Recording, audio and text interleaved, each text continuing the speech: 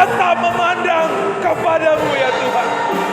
Memandang padamu, Kau tuntun langkah.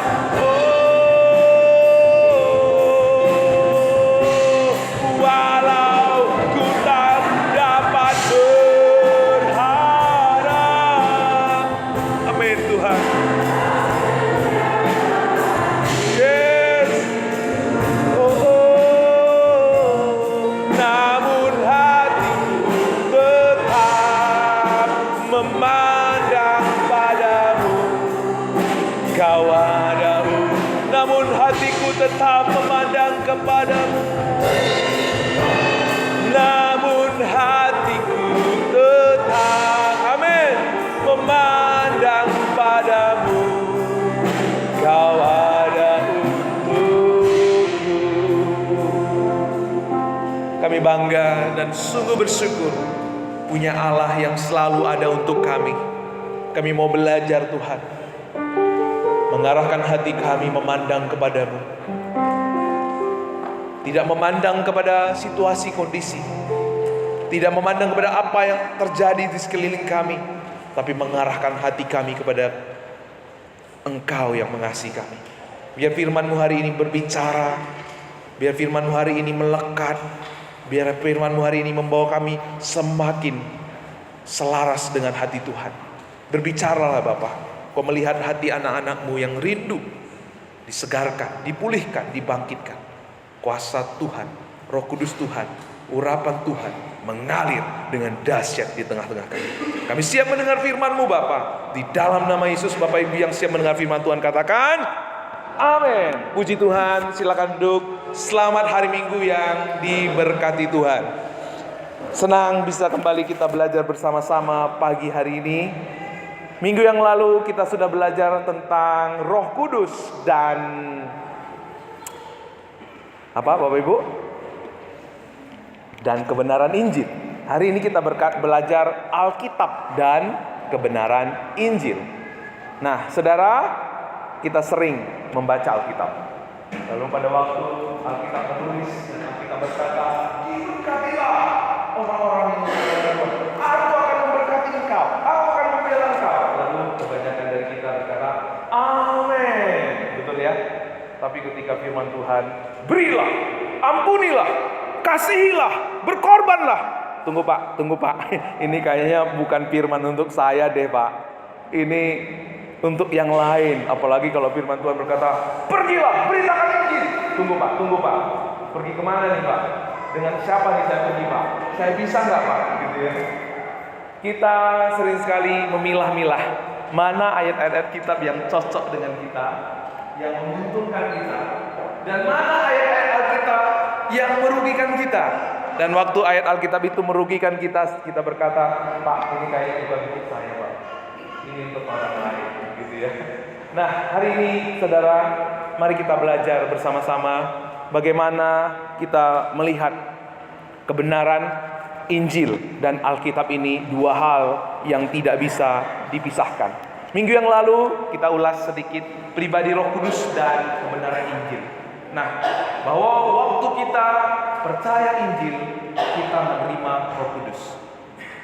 Roh Kudus ya akan bekerja memimpin kita. Apa yang Roh Kudus ajarkan, apa yang Roh Kudus lakukan, mengaplikasikan apa yang Yesus sudah selesaikan di atas kayu salib. Maka Dia yang akan selalu mengingatkan kita bahwa kita ini dipilih Tuhan oleh anugerahnya. Allah yang berinisiatif mencari kita. Dia yang menetapkan kita sebelum dunia dijadikan untuk menjadi umat kesayangannya. Lalu yang kedua, Roh Kudus akan selalu mengingatkan ke kita, "Hei, kamu itu sudah dibenarkan. Kamu itu sudah dilayakkan. Kamu itu sudah disucikan. Kamu itu sudah diselamatkan Tuhan." Itu. Lalu yang ketiga, Roh Kudus akan mengingatkan kita bahwa Ia yang tinggal dalam diri kita, Dia akan memampukan kita. Dia yang akan menopang kita. Dia yang akan mengajar kita. Dia yang akan menolong kita menghadapi, melewati segala sesuatu. Ya, makanya kalau ada Roh Tuhan dalam kita, apa yang kita takutkan? Karena bukan kuat kita, tapi Roh-Nya yang tinggal di dalam kita. Amin. Inilah pekerjaan Roh Kudus.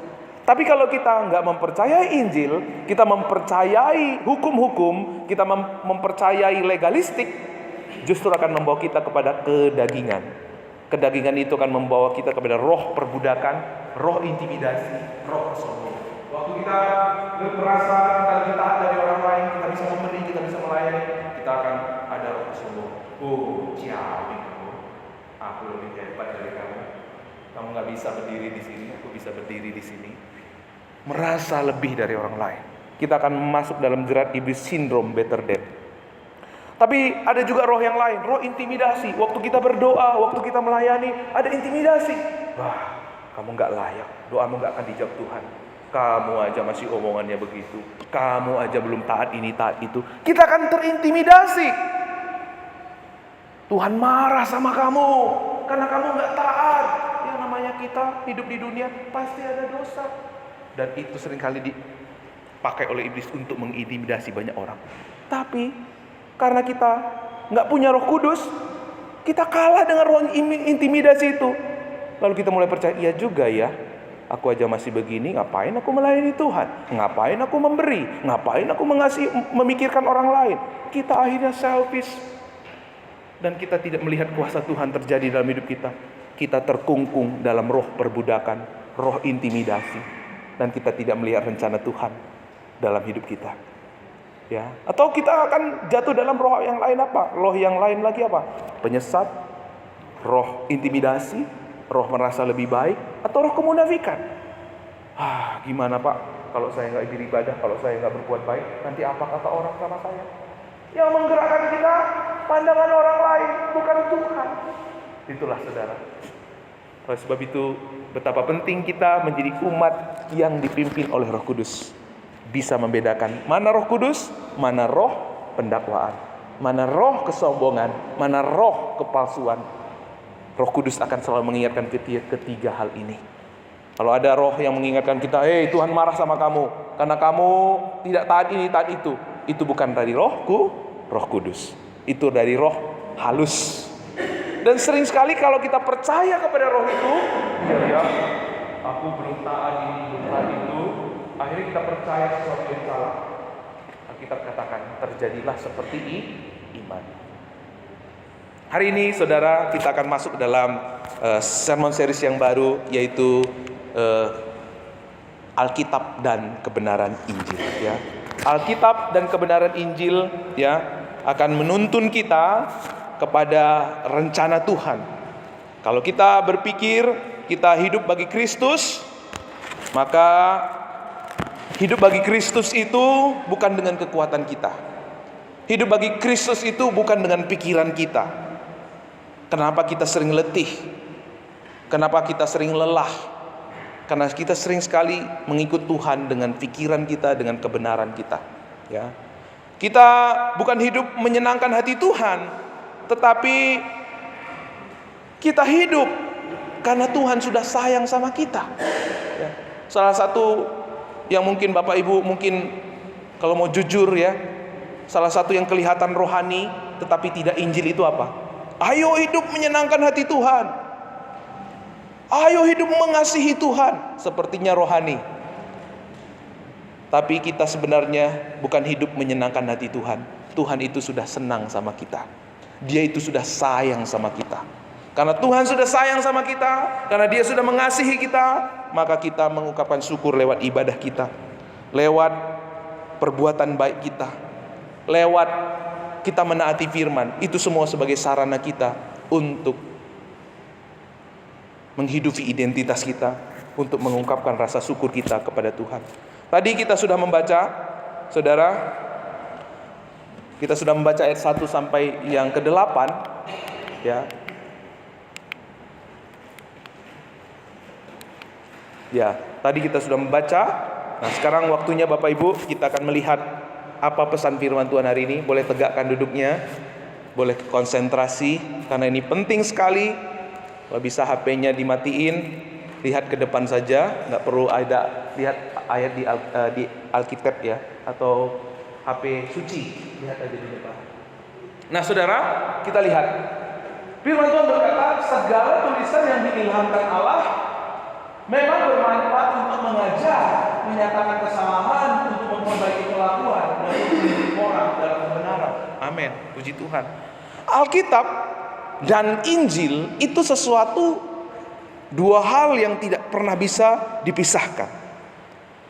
Alkitab tanpa Injil atau Injil tanpa Alkitab akan melahirkan kehidupan iman yang tidak menggenapi rencana Tuhan.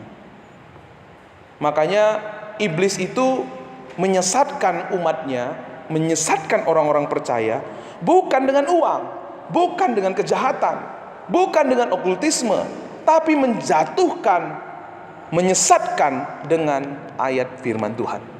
Seperti saksi Yehova, Mormon, ya, ada teologi kemakmuran, ada teologi penderitaan. Itu yang iblis pakai. Wah, bahkan ketika Yesus, dia mencoba Yesus di padang gurun, iblis memakai kata apa? Ada tertulis. Betul? Iblis bekerja memutarbalikkan ayat-ayat firman Tuhan.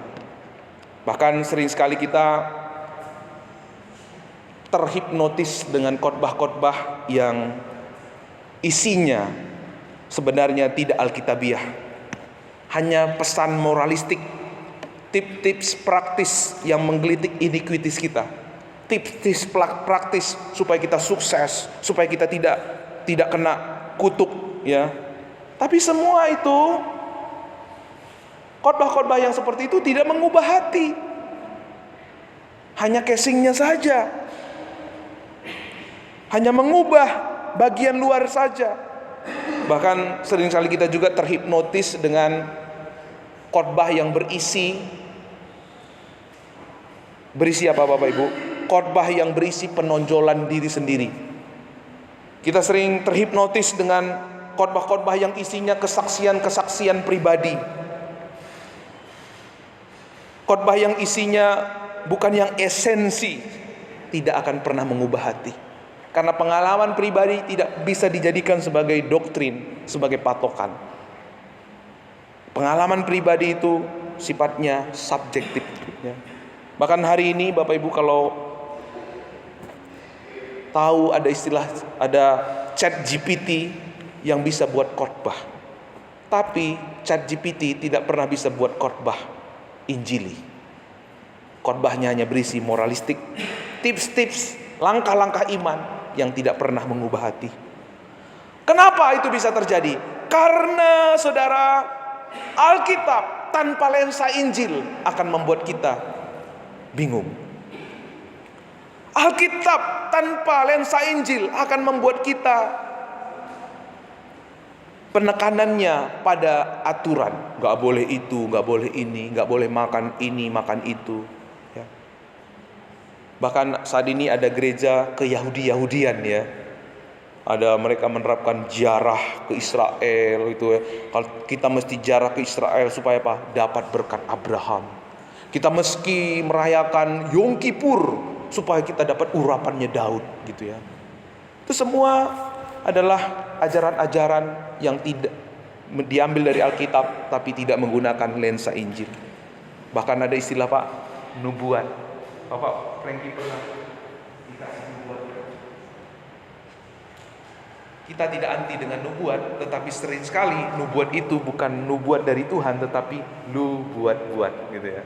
Dulu terkenal di kampus kami itu cerita tentang anak seorang pemuda yang bersuka bernubuat, gitu, ya. Lalu dia doakan seorang gadis cantik. Dia doa, aku mendapat nubuat bahwa kamu suatu hari nanti menjadi istri pendeta. Ternyata dia naksir sama cewek itu. Itu namanya lu buat-buat. Tapi saudara, firman Tuhan dikatakan tadi, tulisan yang diilhamkan, bermanfaat, mengajar, untuk menyatakan kesalahan, untuk memperbaiki kelakuan, dan untuk mendidik orang di dalam kebenaran. Tapi kenapa kok justru banyak orang yang membaca firman, banyak orang yang suka dengar firman tidak dituntun dalam kebenaran? Justru kok kalau bahasa kita Pak Hulman, bibilon, ya Pak, ya. Bibilon, ya Pak. Jadi terlalu cinta Alkitab sampai nggak selaras, tapi hatinya, hidupnya nggak selaras dengan kebenaran firman. Bibilon ya. Bahkan Bapak Ibu tahu nggak, di Medan sana ada dukun yang menggunakan Alkitab. Mungkin orang-orang yang tidak mengerti kebenaran, hebat ini bukan dukun, ini mah firman Tuhan, ini mah dari Tuhan gitu ya. Ada dukun yang menggunakan Alkitab untuk nyembuh-nyembuhin orang. Tapi dukun itu gak pernah kepingin hidup seperti Yesus. Dia gak pernah kepingin memberitakan Injil kepada orang lain, gak pernah ingin memuridkan, gak pernah ingin bertumbuh dalam gereja. Artinya saudara, hidupnya tidak selaras dengan Kristus. Dari buahnya kamu akan tahu pohon apa itu.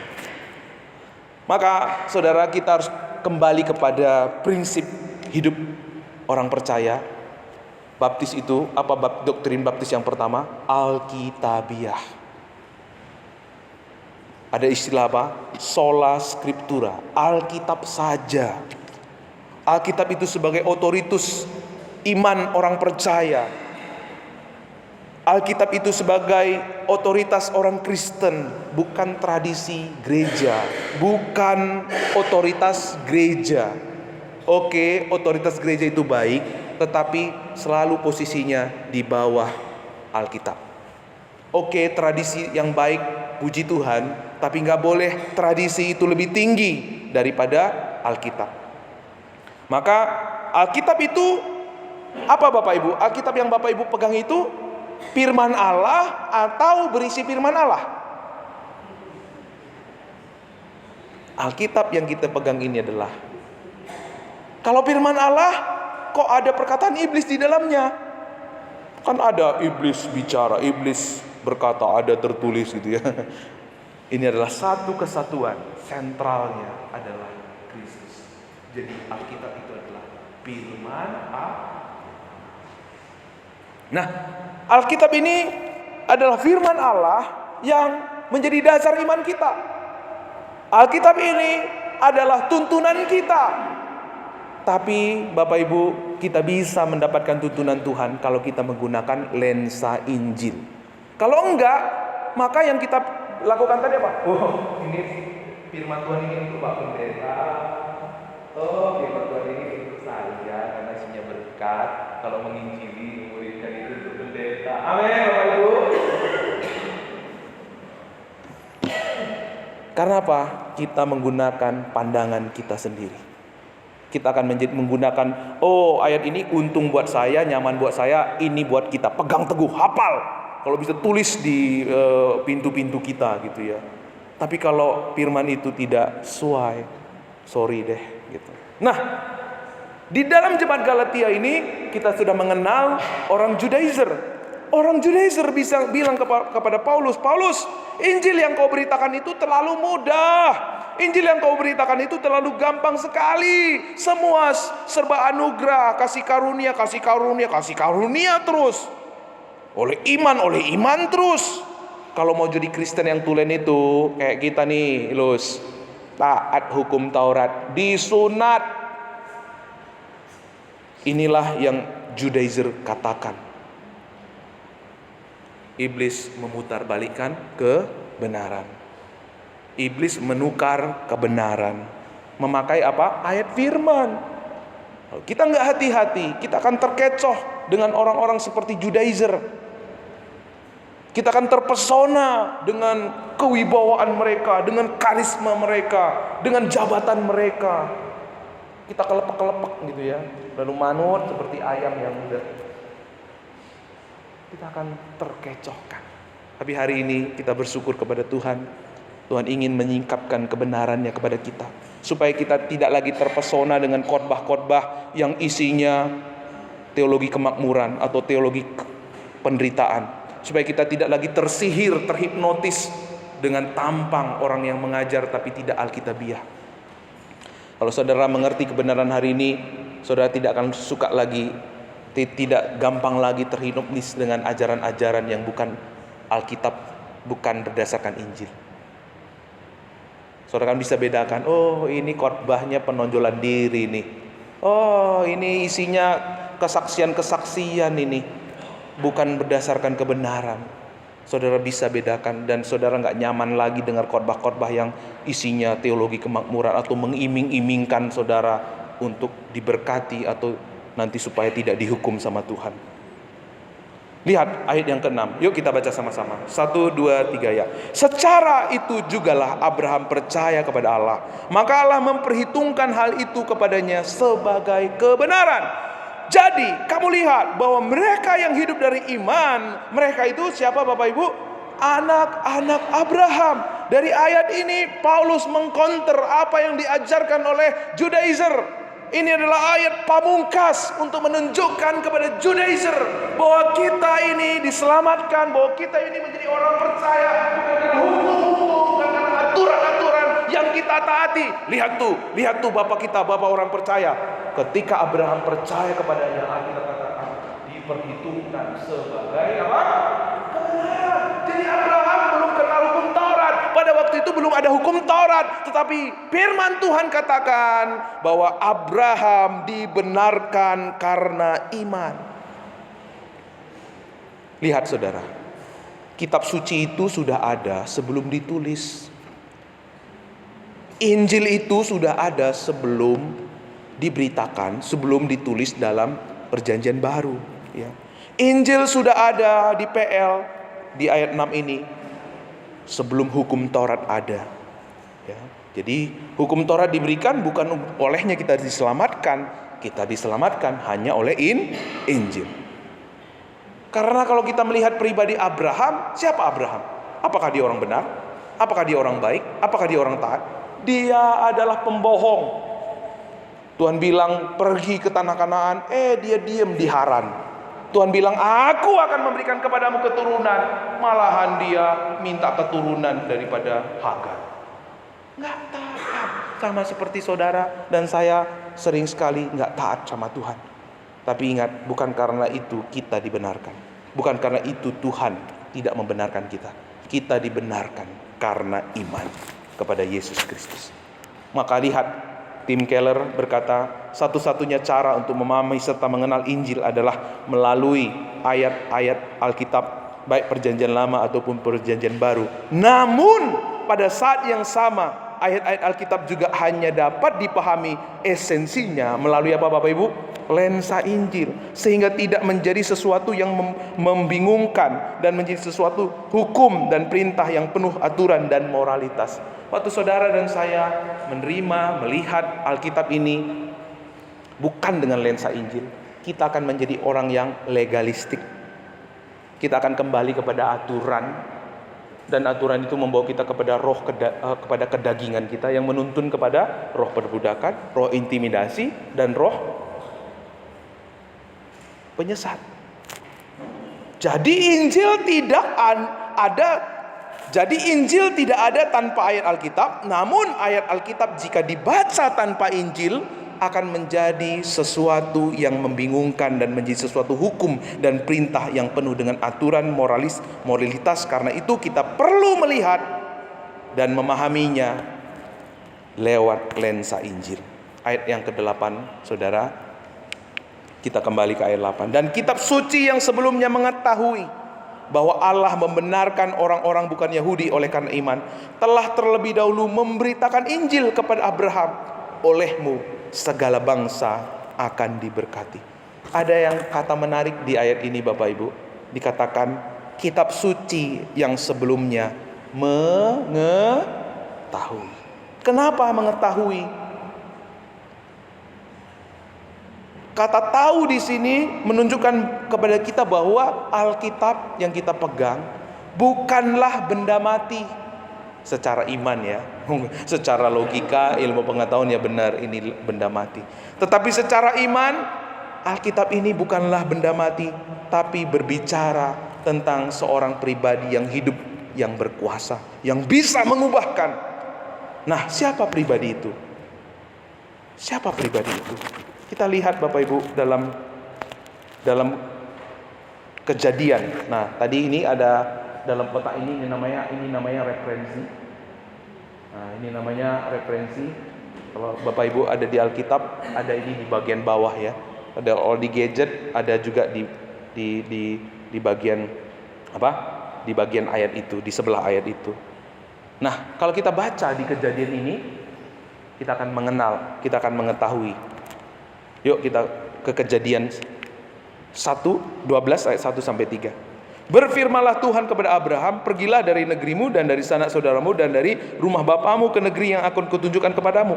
Aku akan membuat engkau menjadi bangsa yang besar dan memberkati engkau serta membuat namamu masyhur, dan engkau akan menjadi berkat. Aku akan memberkati orang-orang yang memberkati engkau dan mengutuk orang-orang yang mengutuk engkau, dan olehmu semua kaum di muka bumi akan mendapatkan berkat. Lihat Bapak Ibu, dari ayat ini kita bisa melihat frase yang unik, aku akan. Ya, Tuhan bilang kepada Abraham, aku akan. Ini yang disebut dengan perjanjian anugerah, covenant of grace. Bahwa kalau lewat perjanjian hukum Taurat itu take and give, perjanjian untung rugi, transaksional. Tetapi covenant of grace itu perjanjian satu pihak. Tuhan yang melakukan bagiannya kepada kita. Itulah yang diperkenalkan di sini tentang kata tahu tadi. Siapa? Menunjuk kepada siapa? Aku akan. Itu menunjuk kepada Tuhan kita Yesus Kristus. Dia yang mati di atas kayu salib. Dia yang melakukan kegenapan hukum Taurat. Dia yang menanggung hukuman buat kita. Dia yang mati buat kita. Maka dikatakan saudara, ada suara dari sorga. Tadi dikatakan, berfirmanlah Tuhan kepada Abraham. Firman itu suara dari sorga, yang sendirilah yang memberitakan kebenaran Injil kepada Abraham. Pribadi kasih karunia itu sendiri yang memberitakan Injil kepada Abraham.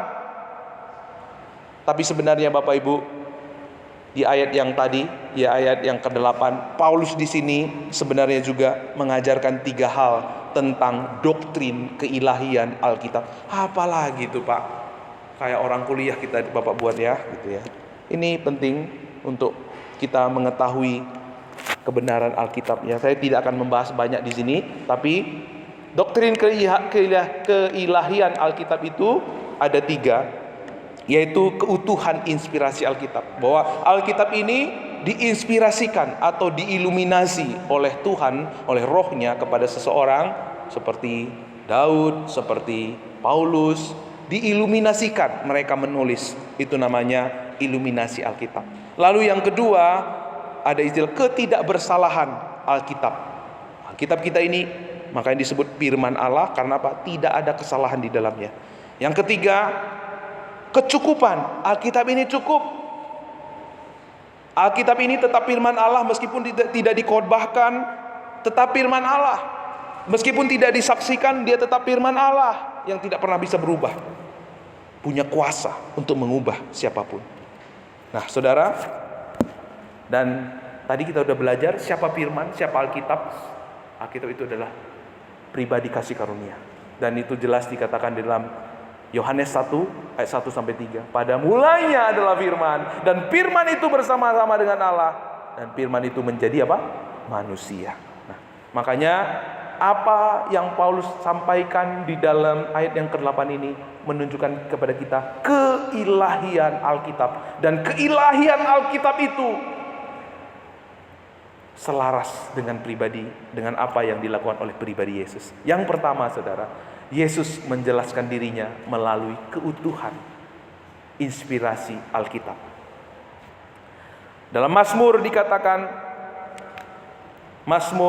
dalam Yohanes 10 ayat 34, 36 ya, kata Yesus kepada mereka. Nah, apa yang dikatakan oleh Yesus ini diambil, dikutip dari Mazmur 82 ayat 6. Artinya Yesus selalu melakukan apapun yang dia kerjakan itu untuk menggenapi firman. Apa kata firman dalam Mazmur?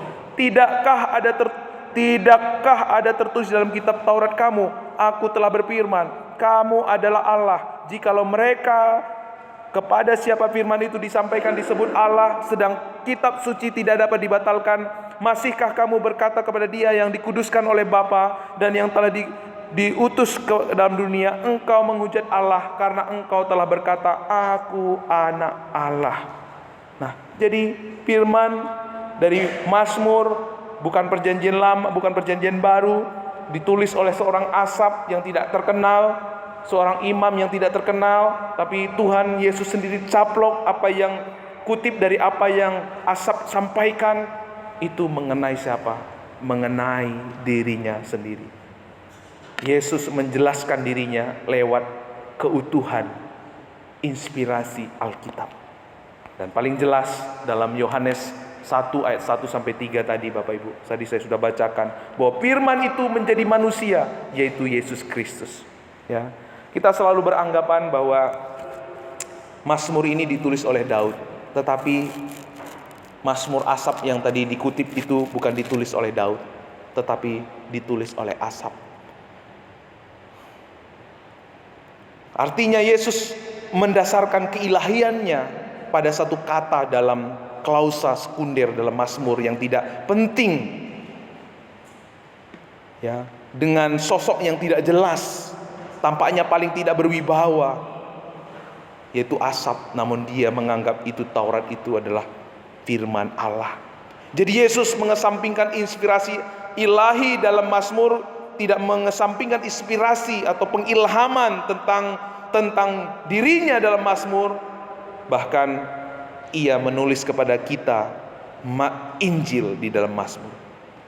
Injil yang Mazmur sampaikan tadi berbicara tentang siapa? Yesus Kristus. Yang kedua Bapak Ibu, Alkitab, Yesus mengkhotbahkan kecukupan, bahwa Alkitab itu cukup. Ya, ketika Yesus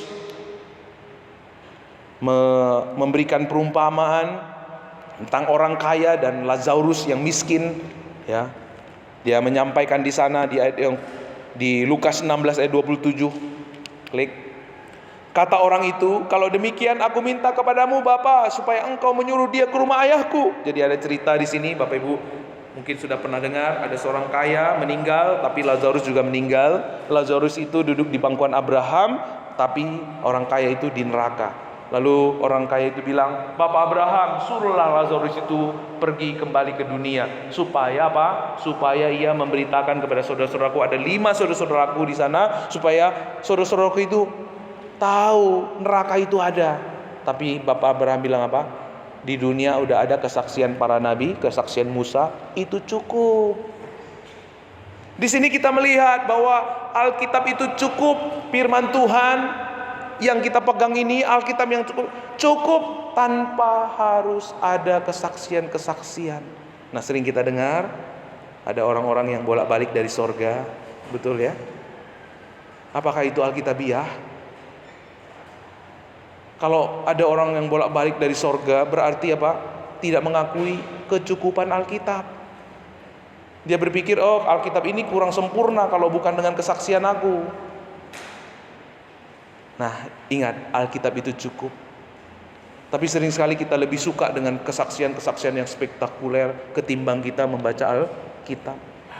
Sampai-sampai Alkitab kita berdebu di atas lemari, dipegang seminggu sekali pada waktu khotbah saja. Tapi jemaat Pabaton tidak seperti itu. Amin. Amin. Amin. Dari cerita ini Yesus menyatakan bahwa tulisan Musa dan para nabi itu sudah cukup. Kalau pemberitaan Musa lewat firman Tuhan itu juga enggak mereka terima, enggak mungkin juga mereka menerima Lazarus. Ingat saudara, Alkitab itu cukup. Khotbah, bahkan khotbah seperti ini hanya apa ya? Secondary illumination. Tapi iluminasi pertama itu adalah Alkitab. Harga matinya adalah Alkitab. Ya. Lalu yang ketiga, cepat saja. Yuk kita baca sama-sama, 1, 2, 3 ya. Yesus terus mengutip ayat-ayat Alkitab Perjanjian Lama. yang membuktikan kehandalan serta ketidakbersalahan, ineransi pengajaran Alkitab. Yang ketiga Bapak Ibu, bahwa Yesus terus-menerus mengutip ayat-ayat Alkitab Perjanjian Lama yang membuktikan bahwa kehandalan serta ketidakbersalahan Alkitab. Alkitab yang kita pegang ini makanya disebut ilahi, firman Allah. Karena apa? Tidak ada kesalahan di dalamnya. Ya. Kalau khotbah pasti banyak yang salah, tapi firman Tuhan tidak ada yang salah. Ya. Firman Tuhan tidak ada yang salah. Karena itu hati-hati dengan khotbah. Jangan terpesona, terhipnotis dengan khotbah. Lihat khotbahnya itu sesuai firman Tuhan atau tidak. Dalam Yohanes 19 ayat 28, sesudah itu karena Yesus tahu bahwa segala sesuatu telah selesai, berkatalah ia supaya genaplah yang ada tertulis dalam kitab suci, aku haus. Di situ ada suatu bekas penuh anggur asam. Ini dikutip juga dari Mazmur. Ya, selanjutnya kita lihat Bapak Ibu di Lukas, ya, dikatakan oleh Yesus yang memanggil kedua muridnya lalu berkata kepadanya, sekarang kita pergi ke Yerusalem dan segala sesuatu yang ditulis oleh para nabi mengenai anak manusia akan digenapi. Matius juga berkata, jika begitu bagaimana akan digenapi yang tertulis dalam kitab suci yang mengatakan bahwa harus terjadi demikian. Apa maksud dari semua ini?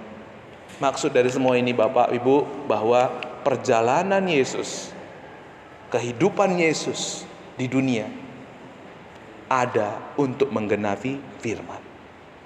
Alkitab Perjanjian Lama yang dinubuatkan tentang Yesus tergenapi dalam diri Yesus. Makanya kalau kita mencintai Alkitab, kita harus juga mencintai Yesus. Kalau ada yang berkata saya hidup berdasarkan kebenaran Alkitab tapi tidak mencintai Yesus, tapi tidak meneladani Yesus, itu berarti kebenaran yang palsu. Atau ada orang berkata saya cinta Yesus tapi tidak mau baca firman Tuhan, maka itu juga kehidupan iman yang tidak selaras dengan kebenaran. Jadi saudara, firman Alkitab dan Yesus Kristus dan Injil atau Injil tidak dua hal yang tidak bisa dipisahkan. Semua yang dikatakan Yesus adalah untuk firman dan nubuat dapat digenapi. Jadi firman Tuhan itu tidak bisa gagal dan tidak dapat. Yesus mengutip firman Tuhan secara terus-menerus supaya semua yang dilakukannya menggenapi dan sesuai dengan firman Tuhan, karena dialah sang firman itu. Bagian yang ketiga, bagian yang terakhir Bapak Ibu. Lihat, saya ingin menunjukkan ini kepada saudara. Apa ini? Sesuatu yang menakjubkan. Apa ini Bapak Ibu? Ini adalah 63.779 referensi silang ayat-ayat Alkitab. Tadi yang saya tunjukkan referensi dalam Alkitab itu ada berapa? 63.779. Bahwa Alkitab satu dengan yang lain itu berkaitan, satu dengan yang lain. Pada waktu Alkitab ini disusun, ada istilah kanonisasi. Kanonisasi itu kumpul bapak-bapak gereja memilah, oh ini Alkitab dan ini bukan Alkitab. Dilihat, ada nggak kaitannya dengan firman Tuhan yang lain? Oh nggak ada, berarti tidak masuk kanon. Tapi yang ada kaitannya masuk kanon. Inilah yang 63.779 ayat referensi silang ayat-ayat Alkitab. Ini penelitian yang dilakukan oleh Liberty University. Ada orang yang membuat studi yang meneliti perkataan Yesus bahwa ada lebih kurang 1.800 ayat yang mencatat perkataan Yesus di keempat kitab-kitab Injil. 180 dari ayat-ayat tersebut, 10% adalah kutipan ayat-ayat dari Perjanjian Lama. Jadi setiap kali Yesus menunjukkan suatu kebenaran, maka ia menjawab semua pertanyaan, bahkan melawan si iblis dengan selalu berkata, ada tertulis, firman Allah berkata, bukan ada tertulis di kitab Taurat. Bahkan syarat Yesus berada di atas saat Yesus ada di atas kayu salib, Yesus juga berkata, mengutip Mazmur, Elo Elo lama sabachthani. Lihat saudara, Yesus yang kita sembah adalah penggenapan dari firman. Ya, kalau kita cinta Yesus, kita juga harusnya cinta firman. Kalau kita cinta Alkitab, kita juga harusnya cinta Yesus. Karena dua hal ini tidak pernah bisa dipisahkan. Dari mana kita tahu ini ajaran firman, ajaran kebenaran atau bukan? Ketika ajaran orang itu tidak selaras dengan kehidupan Yesus. Ya. Semua, ya lihat ini, Alkitab yang kita miliki ditulis dalam waktu 1.500 tahun, 1.500 tahun. Lalu 66 Alkitab, dari 66 Alkitab ditulis oleh 40 penulis dari latar belakang yang beragam. Ada dokter, ada tukang, ada raja, ada tukang tenda, dan berbagai macam. Lalu ditulis dalam 3 bahasa, Aramik, Yunani, dan Ibrani. Ditulis dalam 3 benua. Lalu ditulis di 13 negara. Ya, Alkitab ini begitu luar biasa. Tetapi Alkitab ini adalah satu kesatuan, saling berkaitan satu dengan lain, yang pusatnya kepada Yesus Kristus. Ya. Pusatnya kepada seorang pribadi, yaitu Yesus Kristus. Kalau kita nggak menggunakan lensa Injil kalau kita tidak tahu sentral dari Alkitab ini, maka kita akan salah mengartikulasikannya. Kita nggak bisa ngerti apa itu mesbah, apa itu pelita emas, apa itu semua besar, apa itu bait Allah. Karena apa? Karena banyak orang menyelidiki Alkitab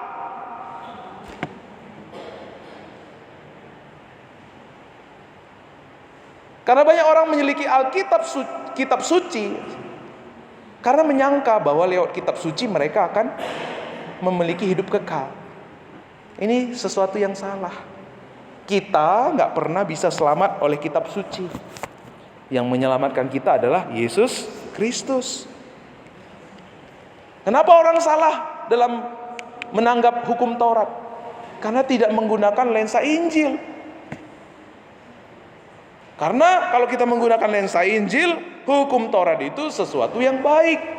Hukum Taurat itu adalah alat yang membawa kita memberi kesaksian kepada Kristus. Ya. Karena Tuhan yang kita sembah berulang kali berbicara kepada nenek moyang kita dengan banyak perantaraan. Tapi pada zaman akhir, ia berbicara kepada kita dengan perantaran anaknya yang telah ia tetapkan sebagai yang berhak menerima segala yang ada. Oleh dia, Allah telah menjadikan alam semesta. Ya, oke, sudah mau selesai. Yuk, tegakkan duduknya, yuk. Lihat di depan. Kita melihat di dalam ayat-ayat Alkitab yang kita pelajari, Bapak Ibu, ada tokoh-tokoh Musa, Yosua, Yunus, Hakim-hakim, Deborah, Gideon, Samson, raja-raja, Saul, Daud, Salomo. Nah, apa arti semuanya ini? Mereka ini adalah disebut tipologi Kristus. Mereka ini adalah Kristus yang menunjukkan Kristus yang akan datang. Kalau kita nggak paham dengan ini, maka kita bisa salah mengerti, saudara. Ya. Kalau umat Israel bisa diselamatkan oleh Musa yang punya kekurangan, kalau umat Israel bisa dipimpin oleh Yosua yang punya tentara, kalau Yunus, Tuhan bisa mengubah Yunus untuk menginjili orang Niniwe, kalau Tuhan bisa memakai hakim-hakim Deborah yang punya keahlian, yang punya senjata, yang bisa menggunakan senjata, punya strategi perang. Kalau Tuhan bisa memakai Samson, orang yang kuat, ya. Kalau Tuhan bisa memakai Raja Saul, Daud, Salomo dengan hikmat dan kekayaannya. Di suatu waktu Tuhan akan mengangkat seorang yang lemah, seorang yang tidak bisa menggunakan senjata, seorang yang bukan politisi, seorang yang lemah, dianggap hina, seorang bayi yang lahir di Bethlehem di kandang domba. Dia adalah anak tukang kayu, dia orang kecil, dia yang tidak pernah diperhitungkan.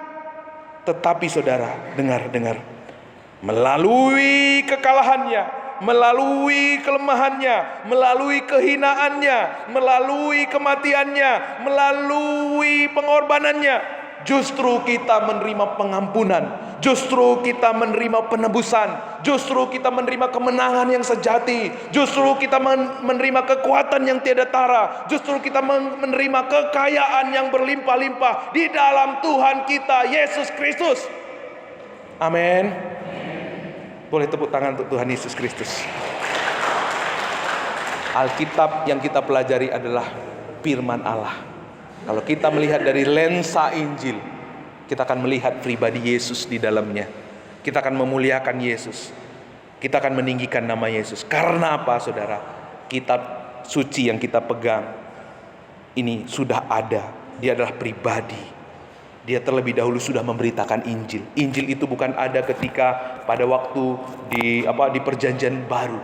Injil itu sudah ada sejak zaman permulaan. Injil inilah yang Paulus beritakan, menentang, mematahkan ajaran Judaizer. Karena apa? Yesus Kristus yang paling kuat mau menjadi yang paling lemah, supaya dalam Kristus kita yang lemah memperoleh kekuatan. Yesus Kristus yang berkuasa mau menjadi tak berdaya, supaya di dalam Kristus kita yang tak berdaya memperoleh kuasa menjadi anak-anaknya. Yesus Kristus yang kekal harus mengalami kematian, supaya di dalam Kristus kita yang mati memperoleh kehidupan kekal. Yesus Kristus yang suci harus menjadi najis di atas kayu salib, supaya di dalam Kristus kita yang kotor, kita yang najis dapat dibenarkan dan disucikan di dalam kasih anugerah Tuhan kita Yesus Kristus. Mari kita tunduk kepala. Mari kita biarkan Roh Kudus berbicara saat ini kepada kita.